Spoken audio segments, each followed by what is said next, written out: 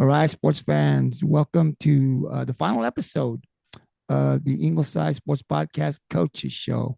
We'll be talking Ingleside Lady Mustangs Softball. As I said, this will be the last one for the season, for the year. We will be back next year when softball season comes to continue with this podcast as it continues to grow. We'll have Coach and his players come on next year. And we will be streaming more of the games. We didn't get to any this year, but we've already hired some people for next year. So we'll be ready to go. If anyone is interested in commenting games, because we can always use more, you can definitely get a hold of me at gtsports6464 at hotmail.com. If you're interested in putting on the headsets and talking and you know about softball, we definitely love to have you.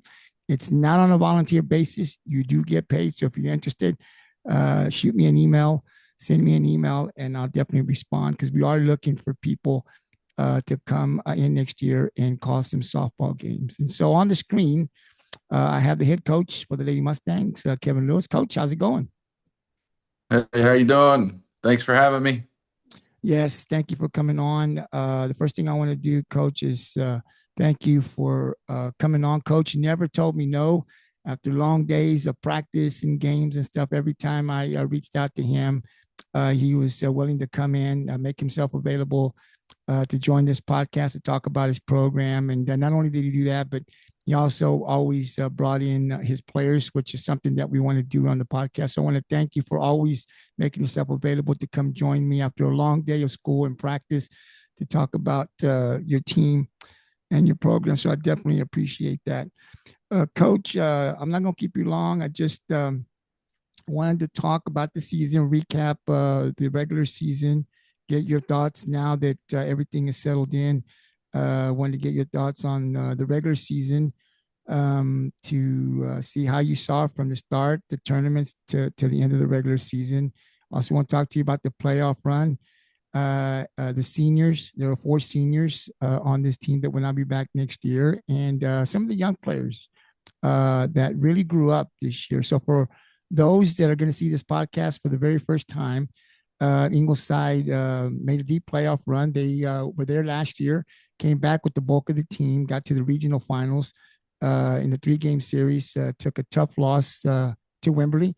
So that ended the season. But the girls, remarkable season, co-district champs, another deep playoff run. And I can honestly say right now that most of that team will be back next year. So I expect the Lady Mustangs next year to compete for a district title again and make another deep playoff run. But Coach, let's get to the season. It was a great season. Like I said, you guys were co-district champs. I know that was something that was on the minds of the girls. They were able to accomplish that. I believe the record, Coach, and correct me if I'm wrong, 27 something, 15, 7-1 in district. Is that correct? Yeah, 27 and 14, I believe, or something like that. They had it wrong. So it's a great record, 7-1 co-district champs. The girls from start to end, now that you can kind of sit back and just take a look at the season, what did you think of the way the girls played? Of course, you had the expectations were high, Coach, because of course you had Kylee Ward coming back as your pitcher. A lot of those girls were coming back, so the expectation was high. I think the girls did exactly what I thought that they would do. Fell a little short of the goal, but nevertheless, it was a great season. Your thoughts on the way your team played throughout the regular season? Yeah, we always set out goals before the season. One was to be district champs. One was to get back to the state, and we fell um, one run from that. I kind of think going in, you know, looking at last year's team, I knew that we lost some hitters. That was going to be the main thing that we needed to have others step up. When you lose a lead off, you lose a three-hole hitter, and then some good hitters down there. I think five and eight or wherever they were, but um, just losing those hitters and only getting one freshmen coming in. We knew that was going to be something that we had to try to get better at. And throughout the season, we had ups and downs. I know at one point we were losing games 1-0 or 2-1, and then when district started, we started to get hot, and then kind of cooled off a little bit. Still won some games, and then playoffs started, and we got hot again. Um, but like I told the girls, in this last series, we just didn't hit enough. I don't want to say that we didn't hit the ball, because we did. We got hits. We left a lot of people on base throughout the series. They made a lot of plays.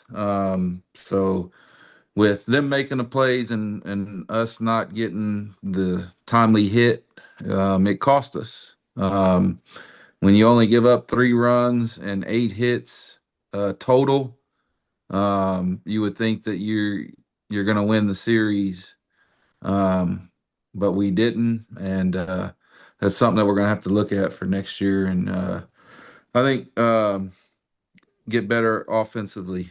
We're going to have to get better offensively for sure next year.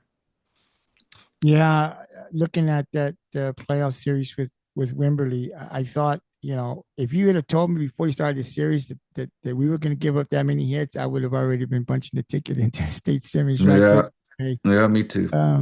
because I thought the pitching was excellent. We'll get into that here in a bit, but it happens. I thought we played well. The thing that and I want to say this on the podcast because I got to know the girls as they came on the podcast.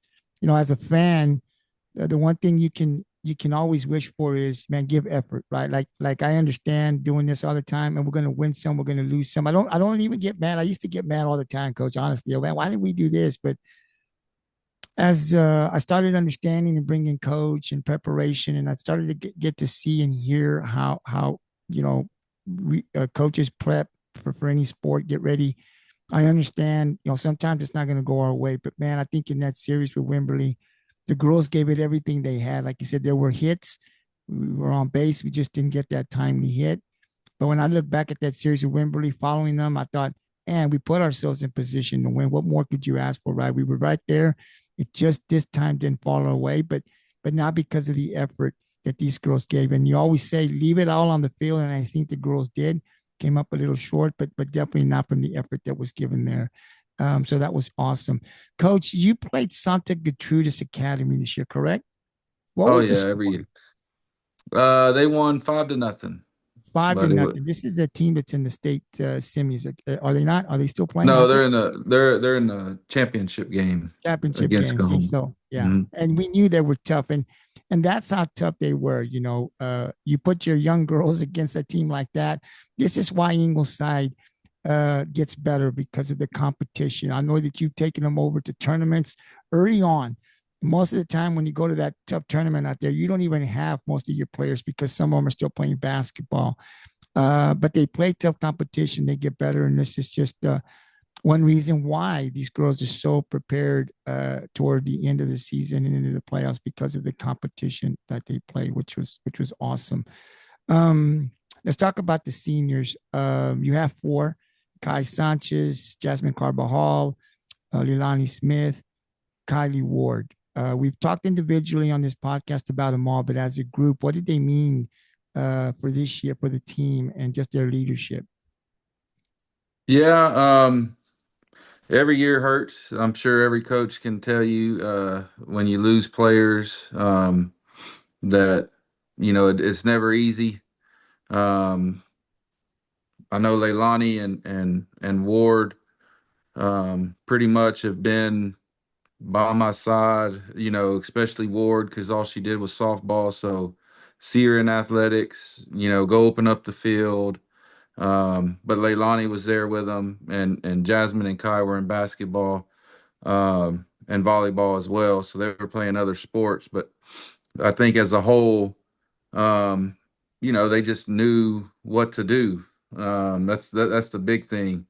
Um, as it was year 3 for me, it was year 3 for them, and them being the seniors, they knew what to expect. They could look at the practice plan and have things set up. And I think that's going to be the biggest thing that we miss is just them being there and knowing what my expectations are because they were there from day one, sitting in the dugout, like we talked about, I think the last podcast of what I was saying, a couple of them were there, and they were able to put it in, uh, they were able to take what I said and go with it, and they've set this program up for years now. I think they were the building block, and like I told Chris at the news that last inning that Kai pitched is not going to define her. I know that it was probably her worst inning in an Ingleside uniform,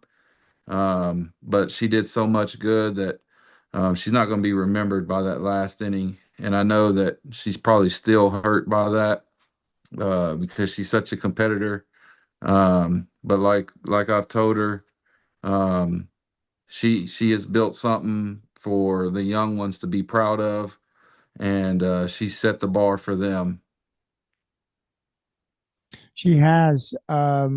She's a competitor. I think the competitiveness, when I talk to her, you can see it, you can hear it in her voice. Her teammates, I've asked them, we don't see the practice. Can you talk to us about what you see, how she prepares?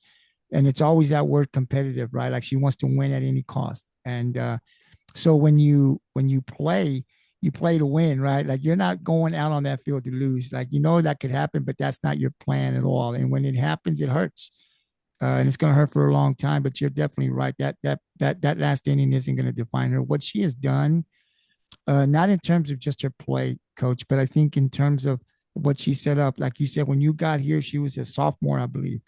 And Ingleside wasn't winning very much, I don't think, right? And so when you said when you had that talk, she was one that stood there with you, helped you build this program. She led by example. People followed because you see the commitment, you see the work that's being put in. So other people want to put it in as well. So she's a big reason why this program is where it's at. If you look back from the time she was a sophomore to now, man, how many pitchers wouldn't want to be in her spot, right, and be able to be successful like she was. So I think when you think about Kylee Ward and what she did for Ingleside, man, she's a big reason why this program is where it's at, and it's been left in good hands. And you've got a lot of these players that are coming back next year. Like I said, I this team is going to be competing for a district title again next year, and they're going to be making another deep playoff run now. Who's going to be in that circle? That's going to be the big thing next year. We will not see Kylee Ward there. We're just going to have to wait. I'm not going to ask Coach. I don't even know if he knows yet, but we're just going to have to wait and see. When softball season rolls around, I'll be bringing Coach back on, and it'll be at that time that we'll ask and we'll get the answers of where to be. But definitely that will be the biggest difference when I come back and see Ingleside is you will not see Kylee Ward in the circle. So that'll be a big difference. But hey, you know what? The next person's got to step up now. And so someone will step up for Ingleside. Coach, I also wanted to talk to you, Mia Salazar, and I'll bring her up because she was a freshman that you brought up to play second base. She pretty much stayed there the whole year. I was really impressed with her as the youngest player on this team that played for you consistently out there in the outfield.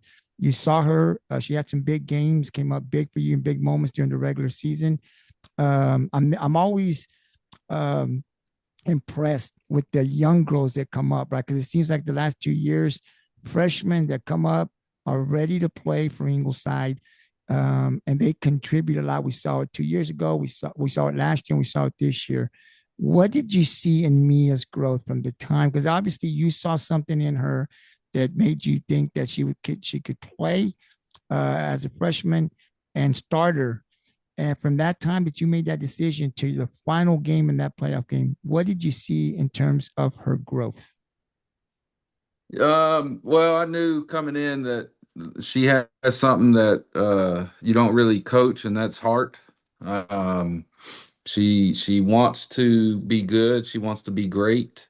Um, she, we talked about it because we have a good eighth grade group, and so she knows them real well, and she's already telling them that be prepared to be yelled at early because coach wants it done a certain way, and um, he's going to yell at you and get you ready. And I think with her, it took me a little bit to get onto her, and then she started figuring out exactly what we're looking for, and then when you have heart like she does, and want to, then everything else falls into place. And she's a confident kid. I don't have to tell her that you're the best when you walk through the gate because she's already built that way.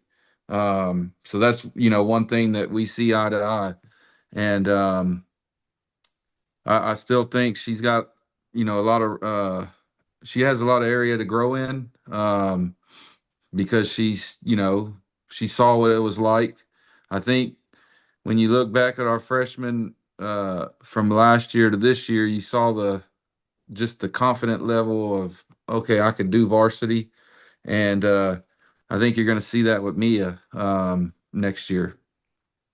Yeah, when I had her on the podcast, she said, I don't want to drop her." Well, yeah, I saw that one game that she played over in Rockford where she made that catch. We have it on video, and I mean, she's just running, and I didn't really think she was going to be able to catch it, and made a fantastic catch. And I remember her telling me on the podcast, "I don't want nothing to drop. I don't want nothing to get past me." And so it's that mentality that they come with, right? Like you said, it's in their minds where they try to be the best, right? They go in there wanting to catch every ball that goes their way. They're going to make every play. And I think when you think that way, you play that way and you get better.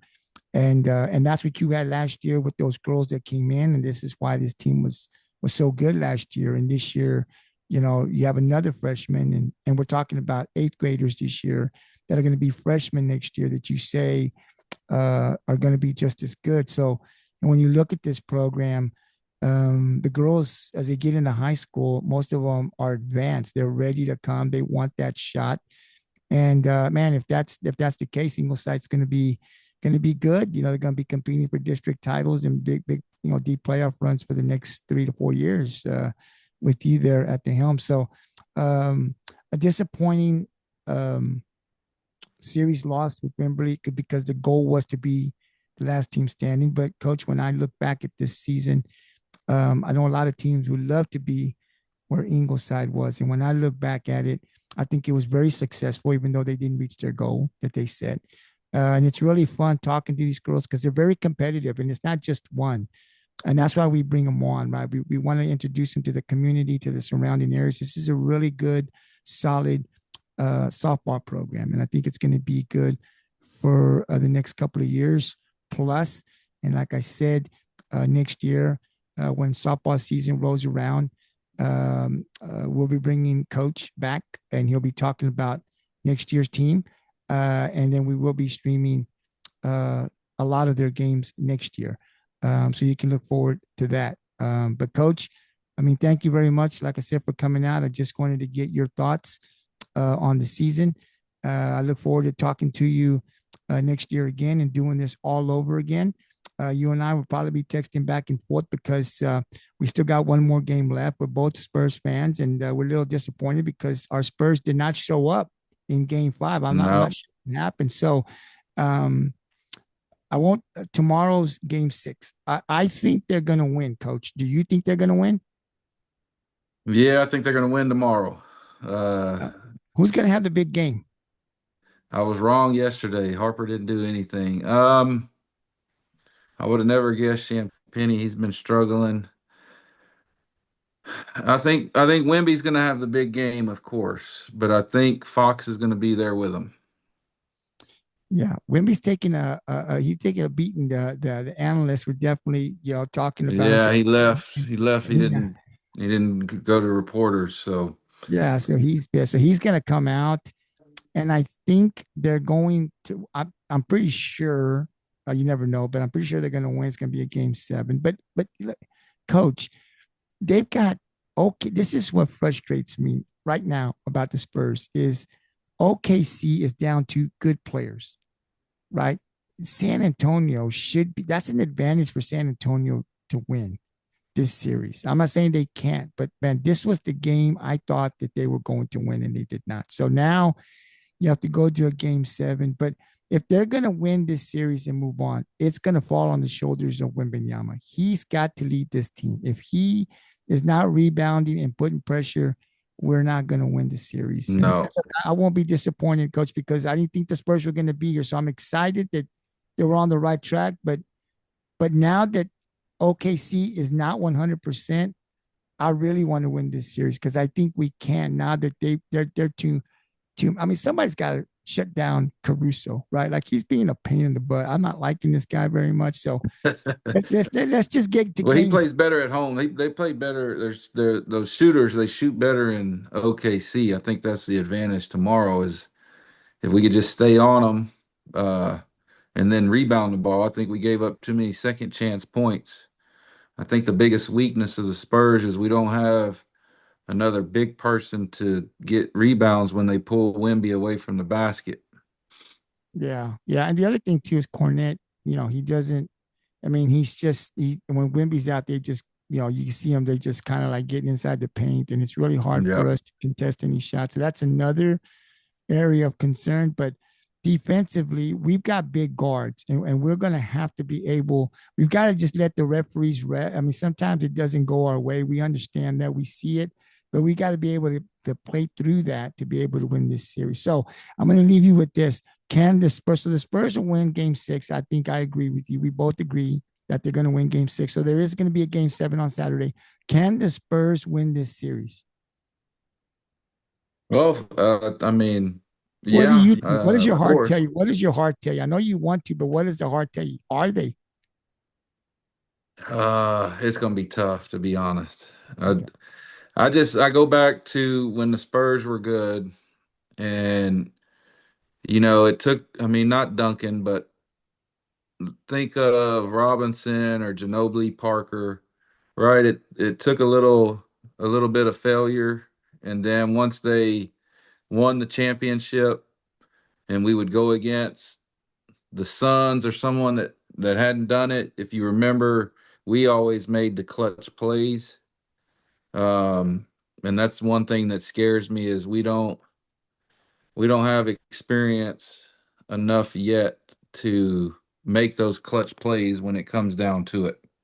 Yeah. The experience is showing in this series. It is everything that people were saying. We're seeing it in this series. The experience is definitely an advantage to OKC because they've been there.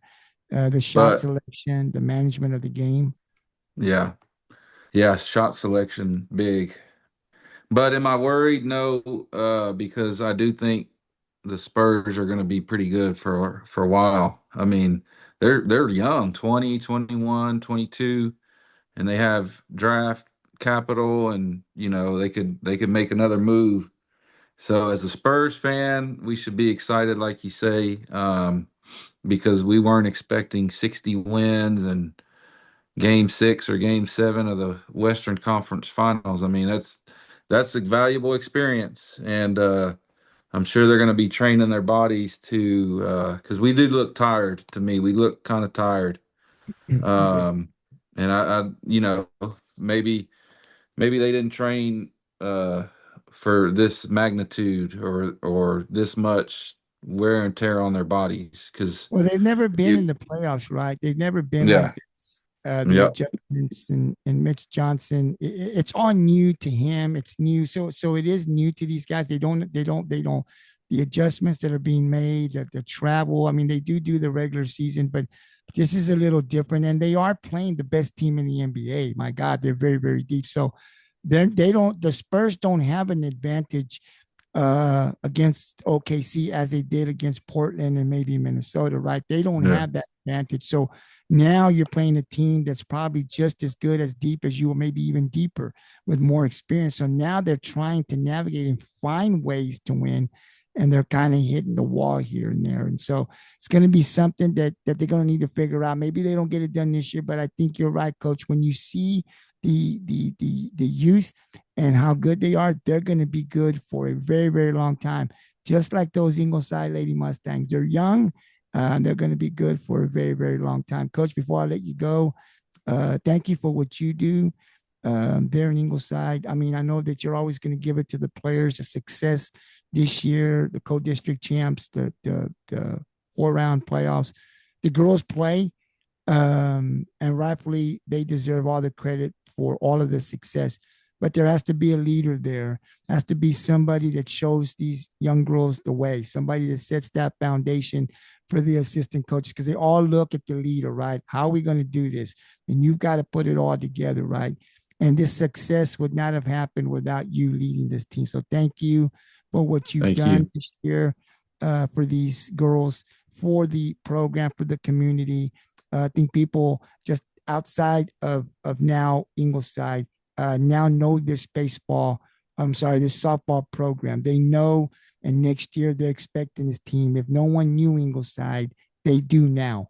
And so when softball season comes around, people you say you go to a different town and you go Ingleside softball, people kind of look at you or you wear the shirt. They now know that this is a program that can do some amazing things. So thank you for all that you do, Coach, and all that you've done this year. And I look forward to talking and doing this again next year. Thank you. I'll I give you the got final. Anything you want to add? yeah, I got three things real quick. Number one, Kylee Ward finished with 81 wins and 768 strikeouts. So she did a great job. And the second thing we were talking about, the eighth grade coming up, eighth graders coming in. There's 4 or 5 of them that are going to come. So the girls already know this kind of a message on air that they need to work. Because if you know me, it doesn't matter your grade. If you could play, you could play, and if you could help the team win, then they'll be out there. And then lastly, June 7th, in GP High School, they have the CBCA All-Star Game, Coastal Bend Coaches Association All-Star Game at 3 o'clock Sunday, June 7th. Kylee Ward and Leilani Smith have made the All-Star team, and I will be their coach. So one last go with it, and on my squad is some Beeville players, some Victoria East and West players, some Cow Allen players, some Calhoun players, um, some Ray Texan players, Mhm. and I don't think I'm forgetting anyone else. I hope not. But that'll come out who all made it. But I'll report on mine. Leilani and Kylee Ward made it. So it'll be a fun experience for me and the kids, and one last chance to be with them. Absolutely. And what time did you say that starts? 3 o'clock Sunday, June 7th at Yeah, GP High School. GP High School. Okay, Yep. sounds good. Sounds good. And if you get a roster or something, send it over to me so I can put it up on the network. I But could that's send awesome. you I'll send you a roster of who all made it. But if you wait a day or two, let the other coaches announce their kids, but I'll send you a roster. Sounds good. Sounds good. And again, next year we'll be right back at it again once softball season comes around. I'll be reaching out to Coach. He'll be coming back on. We'll continue to do the podcast, and we will be streaming some of the games next year for Ingleside. So if you can't make it, obviously we want everybody to go, but if you can't make it, you can watch them on the MPND Sports Network. And we're looking for commentators. So we're always looking for commentators. It is a long season. They play tournaments. I don't know how many, Coach, including tournaments, how many games do you play without the playoffs, just regular season tournaments? Over 30? Um, it's you're allowed 17 and 3 tournaments, so you're roughly 35. But sometimes you get rainouts or something. I think next year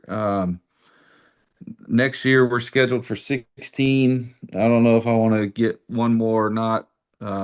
Still kind of confirming things, and then we're going to College Station El Campo, um, and um, and then our tournament. So those will be the three tournaments. So there's a 30 plus games, and so we want to be able to call as many as we can. And if there's just one commentator, obviously we can't get to that. So that's why we need more. If you have knowledge, it helps, right? But the only thing is no profanity, and I'll review all that with you. But if you're interested in putting on the headsets, we come in with our system, and you want to call the game, definitely reach out to me, GT Sports6464 at hotmail.com. We definitely love to have more commentators come out to help us call these games here for Ingleside. The more we get, the more commentators we get, the more games we can put on air for those that can't travel, especially the out of town games. So if you're interested, definitely send me an email. Coach, thank you very much. Enjoy the summer, Thank you. and we'll talk to you next year. Yes, sir. Go Spurs. Go Spurs, go.